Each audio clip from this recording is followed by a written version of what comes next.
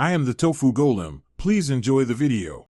You start by ensuring Snap Assist is enabled so the system can auto-arrange windows, open settings, and check system multitasking. Once done, close or minimize excess apps so you have clear targets. Next, pick the window you want on one side and press the Windows key plus left or right arrow to snap it to half the screen. This immediately reserves the opposite half for the next app, which speeds the layout process and prevents accidental stacking. Once one window is snapped, Snap Assist presents thumbnails for the other side. Pick one with a click or drag the desired window to the empty half.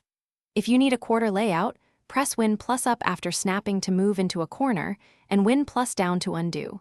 These keys let you fine-tune placement. Make sure to drag the divider between snapped windows to resize interactively.